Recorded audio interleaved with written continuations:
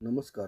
आज आपण स्टेट बोर्डाच्या 11वी इतिहासाचे राज्यसेवेसाठी स्पेशल असं पुस्तक इतिहास राज्यसेवेसाठी 11वीचा इतिहास हा इम्पॉर्टंट आहे.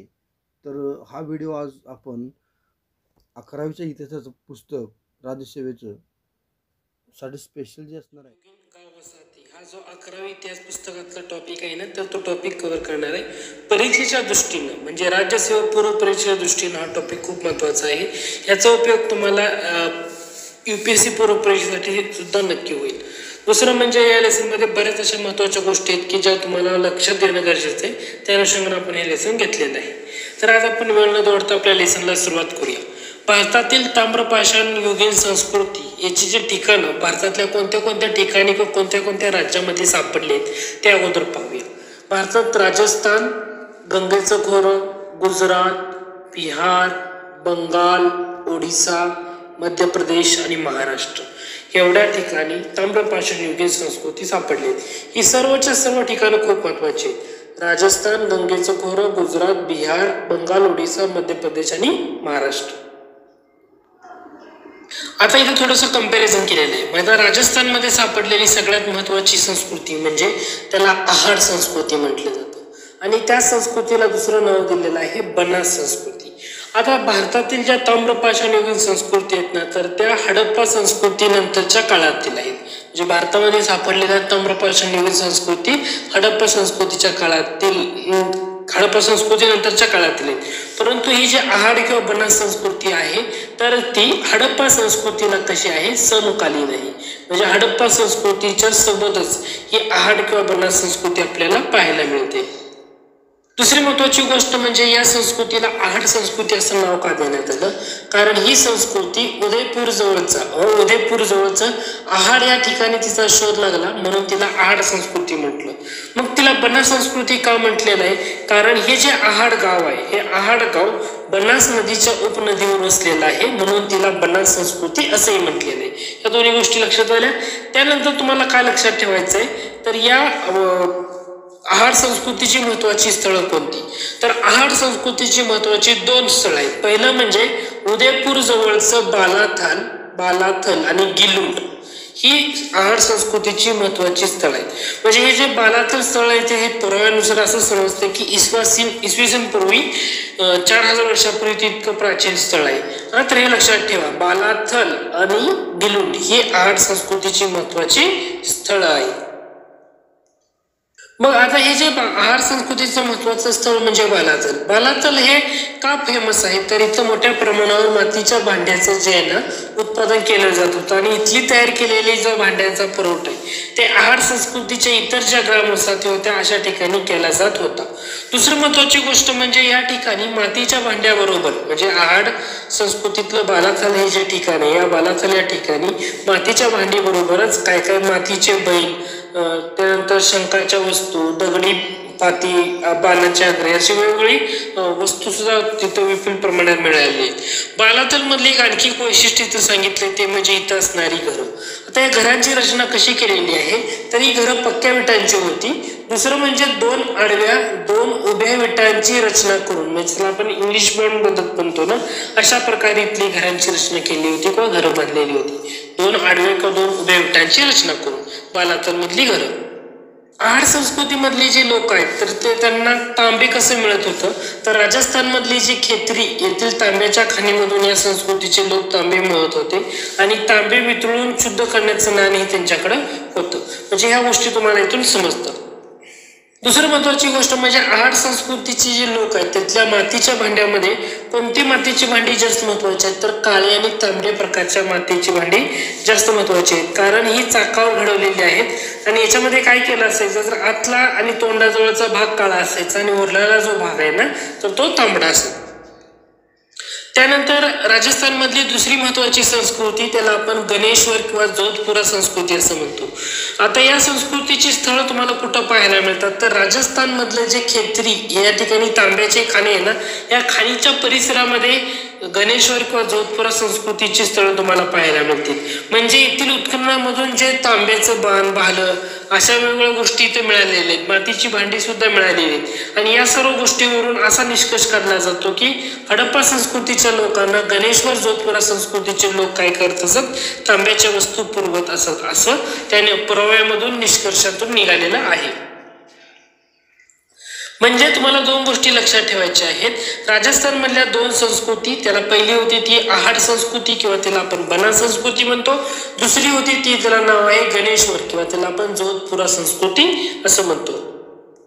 त्यानंतर पुढचा पॉइंट येतो तो म्हणजे भारतामध्ये ज्या ताम्रपाषाण युगाच्या संस्कृती सापडल्या आहेत किंवा स्थळं सापडले त्यातलं दुसरं महत्वाचं ठिकाण येतं ते म्हणजे गंगेचं खोरं.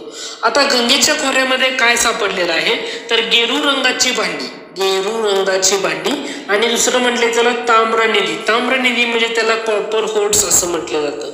म्हणजे गेरू रंगाची भांडी. आता गेरू रंगाची भांड्याचं ना खापरी नदीच्या पात्रामध्ये सापडलेले आहेत आणि पाण्याचा जो प्रवाह आहे यामुळे झिजलेली आणि ठिसूळ झालेल्या अवस्थेमध्ये अशा ठिकाणची भांडी सापडली. आता हे कुठल्या संस्कृतीची स्थळं कोणत्या भागामध्ये आहेत, म्हणजे गेरू रंगाची भांडी वगैरे कोणत्या भागामध्ये तुम्हाला पाहायला मिळतात तर पंजाब, हरियाणा, राजस्थान या भागामध्ये तुम्हाला जास्त करून ते पाहायला मिळतील. गेरू रंगाची भांडी वापरणाऱ्या जे गंगेच्या खोऱ्यामधले लोक आहेत ते त्यांची संस्कृती, या संस्कृतीचा काळ जर तुम्ही बघितला तर राजस्थान मधला काळ हा इसवी सनापूर्वी सुमारे 3000 वर्ष इतका प्राचीन आहे. म्हणजे ही संस्कृती गंगा यमुना याचा जो दोआब आहे याच्यामध्ये इसवी सनापूर्वी 2000च्या आसपास मध्ये नांदत होती. म्हणजे तुम्हाला काय लक्षात ठेवायचं आहे, गंगेच्या खोऱ्यामधलं महत्वाचं काय येतं तर गेरू रंगाची भांडी असणारी ती एक संस्कृती, लोकांची एक संस्कृती, तो पहिला भाग झाला. दुसरा महत्वाचा भाग येतो तो म्हणजे ताम्रनिधी. ताम्रनिधी त्याला किंवा आपण कॉपर होड्स असं म्हणतो. मग भारतातील ताम्रनिधी कोणत्या ठिकाणी त्याचे तुम्हाला अवशेष मिळाले किंवा ते सापडलेलं आहे तर भारतातील ताम्रनिधी प्रामुख्याने तुम्हाला उत्तर प्रदेश, बिहार, बंगाल, ओडिसा आणि मध्य प्रदेश या ठिकाणी पाहायला मिळतं. लक्षात काय ठेवायचं आहे, उत्तर प्रदेश, बंगाल, बिहार, ओडिसा आणि मध्य प्रदेश या ठिकाणी भारतातील ताम्रनिधी किंवा कॉपर होड्स सापडलेले आहेत. आता ताम्रनिधी मधल्या ज्या वस्तूंचं स्वरूप जर बघितलं तर इथलं कारागीर जे आहे तर हे तांब्याच्या वस्तू वापरण्यामध्ये एकदम एक्सपर्ट होते असं दिसून येते. म्हणजे दोन गोष्टी इथं तुम्हाला क्लिअर करणं गरजेचं आहे, ते म्हणजे गेरू रंगाच्या भांड्याची संस्कृती आणि ताम्रनिधी हे काही ठिकाणी जवळच्या परिसरामधले आहेत. म्हणजे एकमेकांशी तिथली संस्कृती देवाणघेवाण झालेली आहे असं दिसून येतं.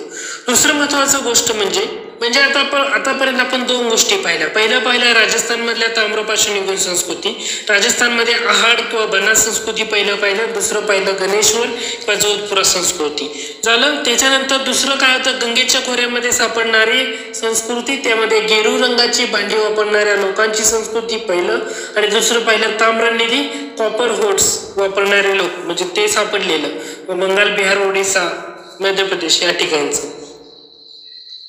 आता आपण पाहतो ते म्हणजे बंगाल, बिहार, ओडिसा. आता बंगाल, बिहार, ओडिसा आणि मध्य प्रदेश या ठिकाणी ताम्रनिधी मिळाले आहेत, परंतु म्हणजे कॉपर होड्स, हे वाक्य खूप महत्वाचं आहे. बंगाल, बिहार आणि ओडिसा या ठिकाणी, मध्य प्रदेश या ठिकाणी ताम्रनिधी म्हणजे कॉपर होड्स मिळाले आहेत, परंतु गेरू रंगाची भांडी या प्रदेशामध्ये मिळालेली नाहीत. ही गोष्टी नक्की लक्षात घ्या. या राज्यामध्ये ताम्रपाषाण युगीन संस्कृतीची स्थळं उजेडात आली आहेत. आता तुम्ही जर तिथली स्थळं म्हणायला गेला तर बिहारमधलं चिरांड, सोनपूर यासारख्या स्थळांच्या उत्खननामधून मातीची भांडी मिळाली. पण ती कसली मातीची भांडी तर काळ्या आणि तांबड्या रंगाची मातीची भांडी आहेत. आणि या भांड्यांची जे घाट आहेत ना तर हडप्पा संस्कृतीच्या भांड्याच्या घाटासारखे आहेत. म्हणजे हडप्पा संस्कृतीचेच लोक बिहारपर्यंत पोहोचले होते, त्याचा प्रभाव या स्थानिक संस्कृतीवर झाला होता असं निष्कर्ष काढण्यात आलेला आहे. ताम्रपाषाण युगीन संस्कृतीतलं पुढचं महत्वाचं राज्य आहे ते म्हणजे मध्य प्रदेश. मध्य प्रदेशामध्ये सापडलेली पहिली महत्वाची संस्कृती ती म्हणजे कायता संस्कृती. कायता हे मध्य प्रदेश मधलं ठिकाण आहे. हे कुठून येतं तर उज्जैन पासून पूर्वेकडे 25 किलोमीटर अंतरावर असलेले छोटी काली सिंध नदी आहे, छोटी काली सिंध नदी या नदीच्या तीरावर असणारं हे ठिकाण आहे. ही नदी चंबळ नदीची उपनदी आहे, लक्षात ठेवा.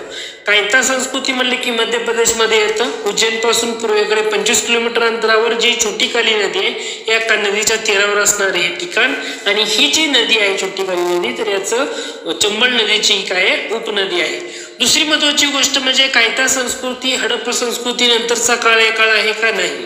कायता संस्कृती ही नागरी हडप्पाची संस्कृती आहे. नागरी हडप्पा संस्कृती याच्याशी समकालीन होती. म्हणजे कायता संस्कृतीतल्या लोकांचं जीवन हे कशावर अवलंबून होतं, तर ते शेती आणि पशुपालन या दोन व्यवसायावर त्यांचं जीवन हे अवलंबून होतं. त्याचबरोबर इथले जे कारागीर होते किंवा लोक होते तर ती मातीची भांडी किंवा गारगोटीच्या दगडापासून बनवलेले सूक्ष्मास्त्र वापरण्यामध्ये एक्सपर्ट होते. दुसरी महत्वाची गोष्ट म्हणजे कायता संस्कृतीनंतर राजस्थानमधली जी आहाड संस्कृतीचे लोक आहेत ना, तर ते मध्य प्रदेशामध्ये आले आणि काही काळ दोन्ही संस्कृती मध्य प्रदेशामध्ये एकत्रित नांदल्या असण्याची शक्यता आहे. आणि त्यानंतरच्या काळामध्ये कुठल्या संस्कृतीचे अवशेष सापडले, तर ते माळवा संस्कृतीचे अवशेष सापडले. म्हणजे तुम्हाला लक्षात काय ठेवायचं आहे, मध्य प्रदेशमध्ये पहिली महत्वाची संस्कृती कायता, त्याच्यानंतरची दुसरी संस्कृती येते ती म्हणजे माळवा. माळवा संस्कृतीचा उगम आणि विस्तार हा माळव्यातच झाला, नावावरून स्पष्ट होतं. मध्य प्रदेशामध्ये कोणत्या कालखंडामध्ये सापडलेली आहे, तर इसवी सनापूर्वी 1800 ते 1200 या कालखंडामध्ये ही संस्कृती अस्तित्वात होती. नर्मदा नदीवरचं जे महेश्वराच्या पलीकडील तीरावर असणारं कुठलं नाव आहे, नावडा टोली या नावाचे माळवा संस्कृतीचे महत्वाचे स्थळ आहे. म्हणजे माळवा संस्कृतीतलं महत्वाचं स्थळ कोणतं आहे, त्याचं नाव आहे नावडा टोली. हे लक्षात घ्या, नावडा टोली माळवा संस्कृतीचं महत्वाचं स्थळ. माळवा संस्कृतीची महत्वाची स्थळापैकी पहिले येतं ते म्हणजे नावडा टोली. त्याच्यानंतर येतं ते म्हणजे सागर जिल्ह्यातलं, म्हणजे मध्य प्रदेश मधला जो सागर जिल्हा आहे त्यातलं एरन हे ठिकाण खूप महत्वाचं आहे. आणि उज्जैन जिल्ह्यातलं नागदा. म्हणजे तुम्हाला माळवा संस्कृतीबद्दलची ठिकाणं कोणती माळवा संस्कृतीची असं जर प्रश्न विचारला तर तुम्हाला पहिल्यांदा नावडा टोली नावाचं महत्वाचं स्थळ आहे. त्याचबरोबर दोन महत्वाची स्थळ आहेत. एक येतं एरन हे स्थळ, दुसरे येतं नागदा हे स्थळ. एरन हे स्थळ मध्य प्रदेश मधला जो सागर जिल्हा आहे तिथे येतं आणि उज्जैन जिल्ह्यामध्ये नागदा हे स्थळ येतं. हे दोन्ही स्थळ मध्य प्रदेश मधली खूप महत्वाच्या स्थळ आहेत. म्हणजे तुम्हाला माळवा संस्कृतीमधले महत्वाची 3 स्थळं कोणती असं जर विचारलं तर नावडा टोली, एरन आणि नागदा हे तुम्हाला सांगता येणं गरजेचं आहे. आता याच्यामध्ये असणारे जे नागदा आणि एरन इथली जी स्थळ आहेत किंवा हे महत्वाचं काय, कारण माळवा संस्कृतीच्या इथं गाव आणि वसाहती तटबंदीयुक्त होत्या. ह्या 2 स्थळावरनं तो निष्कर्ष निघालेला आहे. त्याच्यानंतर पुढचं राज्य येतं ते म्हणजे गुजरात. आता गुजरात मधल्या ज्या ताम्रपाषाणयुगीन ग्रामवसाहतींचा काळ जर बघितला तर तो हडप्पाच्या 3ही टप्प्यांशी मिळता जुळता आहे. म्हणजे हडप्प्याचे 3 टप्पे कोणते, तर पहिला म्हणजे हडप्पा संस्कृतीचा पूर्व हडप्पा टप्पा. पूर्व हडप्पा टप्पा कधीपर्यंत आहे, तर इसवी सन पूर्व 3950 ते 2600 यापर्यंतचा पूर्व हडप्पा टप्पा आहे. दुसरा टप्पा येतो तो म्हणजे नागरी हडप्पा, म्हणजे इसवी सन पूर्व 2600 ते 1900. आणि त्याच्यानंतर हडप्पोत्तर कालखंड म्हणजे इसवी सन पूर्व 1900 ते 900. असा 3 टप्प्याशी संदर्भ कोणाशी मिळता जुळता आहे, तर तो गुजरात मधल्या ताम्रपाषाणयुगीन गाव वसाहतीचा संदर्भ तुम्हाला पाहायला मिळतो. गुजरात मधला जर तुम्ही ताम्रपाषाणयुगीन संस्कृतीचा थोडासा अभ्यास केला तर तुम्हाला 2 गोष्टी पाहायला मिळतात. ते सौराष्ट्रामधल्या. पहिली आहे ती म्हणजे प्रभास संस्कृती आणि दुसरी आहे ती रंगपूर संस्कृती. आता प्रभास संस्कृती हडप्पोत्तर काळामध्ये तुम्हाला पाहायला मिळते, कारण गुजरात मधल्या ताम्रपाषाण युगाच्या संस्कृती या 3 टप्प्यामध्ये पाहायला मिळतात हडप्पाच्या. त्यातल्या हडप्पोत्तर काळामध्ये दक्षिण सौराष्ट्रामध्ये असणारी प्रभास संस्कृती आणि ईशान्य सौराष्ट्रामध्ये असणारी रंगपूर संस्कृती या दोन्ही संस्कृतीचा संदर्भ गुजरात राज्याशी येतो. तर हे लक्षात ठेवा, दक्षिण सौराष्ट्रामधली कोणती संस्कृती आहे, प्रभास, आणि ईशान्य सौराष्ट्रामधली रंगपूर संस्कृती. परीक्षेसाठी फसवू शकतात, दक्षिणच्या जागी ईशान्य, ईशान्यच्या जागी दक्षिण असं करून तुम्हाला चेंजेस करून देतील. परीक्षेसाठी पाठ करणं गरजेचंच आहे. दक्षिण सौराष्ट्र म्हटलं की प्रभास, ईशान्य सौराष्ट्र म्हटलं की रंगपूर. या दोन्ही गोष्टी परीक्षेसाठी खूप इम्पॉर्टंट आहेत. आता आपण पाहणार आहोत ते म्हणजे ताम्रपाषाणयुगीन महाराष्ट्र. आता महाराष्ट्रामध्ये उत्तर हडप्पा संस्कृतीचे लोक पोचले होते याचा पुरावा कशावरून मिळतो, तर तो पुरावा मिळतो दायमाबाद या ठिकाणी. कारण इथे पोचण्याआधीच्या काळामध्ये जी ताम्रपाषाण युगात संस्कृती होती त्या संस्कृतीला काय म्हटलं जातं, सावळदा संस्कृती असं म्हटलं जातं. काय म्हटलं जातं, सावळदा संस्कृती. त्यानंतर त्या अनुक्रमे माळवा संस्कृती आणि मग जोगळे संस्कृतीचे अवशेष सुद्धा मिळालेले आहेत. आता आपण पाहणार आहोत ते म्हणजे महाराष्ट्रातली सावळदा संस्कृती. सावळदा हे ठिकाण कुठल्या जिल्ह्यामध्ये येतं तर धुळे जिल्ह्यामध्ये येतं. कोणत्या नदीवर आहे तर तापी नदीवर आहे. आता सावळदा संस्कृतीचा काळ काय आहे तर तो इसवी सनापूर्वी 2000 ते 1800 असा त्याचा कालखंड आहे सावळदा संस्कृतीचा. आता या संस्कृतीचा उगम उत्तर महाराष्ट्रातल्या जे मध्ययुगीन लोकांचा ना सौराष्ट्रातील हडप्पा संस्कृतीच्या लोकांशी राहिलेल्या संपर्कातून झाला असावा असं म्हटलं जातं. परंतु लक्षात ठेवण्यासाठी काय महत्वाचं तर दायमाबाद येथील या संस्कृतीचे लोक काय करत असत तर चाकावर घडवलेल्या मातीची भांडी वापरत असत. त्याच्यामध्ये वेगवेगळे घटक तुम्हाला पाहायला मिळतात. म्हणजे त्यावरील नक्षीमध्ये जर तुम्ही माशाचं गळ, विविध प्राणी यांच्या आकृती जर तुम्हाला तिथं पाहायला मिळेल. सावळदा संस्कृतीनंतर अनुक्रमे 2 संस्कृती भारतामध्ये आल्या, महाराष्ट्रात आल्या. त्यातली पहिली होती ती माळवा आणि दुसरी होती ती जोरवे संस्कृती.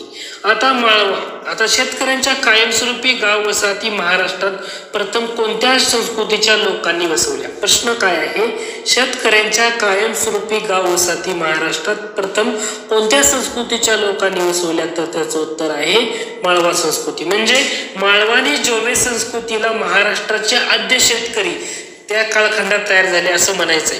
या महाराष्ट्राचे आद्य शेतकरी लक्षात घ्या, माळवा आणि जोरवे त्यातल्या जर पहिल्यांदा आली ती माळवा, हे लक्षात ठेवणं गरजेचं आहे. त्यानंतर दुसरी महत्वाची संस्कृती ती म्हणजे जोरवे संस्कृती. आता ही संस्कृती नवीन उदयाला आली अहमदनगर जिल्ह्यामध्ये जोरवे या ठिकाणी संस्कृती पहिल्यांदा उजेडात आलेली होती. मग आता प्रश्न असा उरतो की महाराष्ट्रामध्ये ज्या ताम्रपाषाण संस्कृती यांचा विस्तार कोणत्या नद्यांच्या खोऱ्यात झालेला आहे. तापी, गोदावरी आणि भीमा या 3 नद्यांच्या खोऱ्यामध्ये तुम्हाला महाराष्ट्रातल्या ताम्रपाषाण संस्कृतीचा विस्तार झालेला पाहायला मिळतो. दायमाबाद बरोबर आणखी महत्वाची 2-3 गाव आहेत की जी या संस्कृतीची महत्व संदर्भातले आहेत. ते येते म्हणजे प्रकाशी म्हणजे जिल्हा नंदुरबार आणि इनामगाव ही गावं सुद्धा ताम्रपाषाण संस्कृतीमध्ये महत्वाची आहेत. नेवासे, नाशिक ही मोठी खेडी, पुणे जिल्ह्यातलं चांडोली, सोनगाव, नाशिक जिल्ह्यामधलं पिंपळदर ही छोटी खेडी आणि इनामगाव जवळची वाळकी ही वाडी या सर्व ठिकाणी या संस्कृतीचे अवशेष सापडलेले आहेत. त्यानंतर इनामगाव हे महत्वाचं ठिकाण. इनामगाव कुठे येतं तर तालुका शेरव, जिल्हा पुणे. या ठिकाणी जे उत्खनन झाले या उत्खननामधून 2 गोष्टी महत्वाच्या समोर आल्या. पहिलं म्हणजे माळवा आणि जोरवे संस्कृतीमधल्या जे लोकांचं जीवन आहे ना त्याबाबतची सविस्तर माहिती तुम्हाला या इनामगाव येथील उत्खननामुळे सापडलेल्या आहेत. त्या म्हणजे माळवा संस्कृतीचा कार्यकाळ पूर्व जोरवे संस्कृती आणि उत्तर जोरवे संस्कृती. म्हणजे महाराष्ट्रात आलेल्या संस्कृती म्हणजे पहिल्यांदा माळवा मग जोरवे संस्कृती. माळवा संस्कृतीचा काळ इसवी सन पूर्व 1600 ते 1400, पूर्व जोरवे संस्कृतीचा काळ 1400 ते 1000 आणि उत्तर जोरवे संस्कृतीचा काळ 1000 ते 700. त्यानंतर इनामगाव येथे जे सुरुवातीला आलेल्या माळवा संस्कृतीच्या काळातील लोकांची घरं कशी होती तर ती आयताकृती होती. लक्षात घ्या, आयताकृती आणि ऐस्पेस. या आयताकृती महत्वाचे. घराच्या भिंती कोडाच्या होत्या. घरामध्ये 8 भिंत घालून घराचे 2 भाग केले होते. आता 2 कंपॅरिझन करायचं आहे. एक म्हणजे भांड्यावरून मातीची भांडी याच्यावरून 2 संस्कृतीचं कंपॅरिझन आहे. पहिली संस्कृती येते ती म्हणजे माळवा आणि दुसरी संस्कृती येते ती म्हणजे जोरवी. आता माळवा संस्कृतीची मातीची भांडी कोणत्या रंगाची होती तर ती पिवळसर रंगाची होती. माळवा संस्कृतीमधील मातीची भांडी कोणत्या रंगाची होती पिवळसर रंगाची होती. आणि जोरवे संस्कृतीमधील मातीची भांडी कोणत्या रंगाची होती तर लाल रंगाची होती. आणि माळवा संस्कृतीमध्ये जी पिवळसर रंगाची मातीची भांडी होती ना त्यावर तपकिरी रंगामध्ये नक्षी काढली होती. काय केलं होतं, पिवळसर रंगाची भांडी आणि त्याच्यावर तपकिरी रंगामध्ये नक्षी काढली होती. जोरवे संस्कृतीमधली मातीची भांडी होती लाल आणि त्यावर काळ्या रंगानं नक्षी काढली होती. कशी केली होती, काळ्या रंगानं नक्षी काढली होती. हे 2 पॉईंट तुम्हाला लक्षात घेणं गरजेचं आहे. माळवा संस्कृती पिवळसर रंगाची भांडी तपकिरी रंगानं नक्षी काढली होती. जोरवे संस्कृती लाल रंगाची भांडी त्यावर काळ्या रंगानं नक्षी काढली होती. दोन्ही भाग कंपॅरेटिव्हली लक्षात ठेवणं गरजेचं आहे. आता जोरवे संस्कृतीमधल्या घरांची रचना कशी होती तर ते घर चौकोनी, प्रशस्त आणि एकापेक्षा अधिक खोल्यांचे होते. लक्षात राहू द्या या 2 गोष्टी. जसं माळवा संस्कृतीमध्ये आयताकृती पाहिलं तसं जोरवे संस्कृतीमध्ये चौकोनी. त्यानंतर पुढचा पॉईंट येतो तो म्हणजे भारतातला महापाषाण युग. आता उत्तर ध्रुवीय काळामध्ये इसवी सनापूर्वी 7000च्या सुमारास इनाम गाव हे पूर्णपणे उजाड झालेलं होतं. आता याच्यामध्ये काही महत्वाच्या गोष्टी आपल्याला पाहाव्या लागतील, ते म्हणजे शिलावर्तुळे.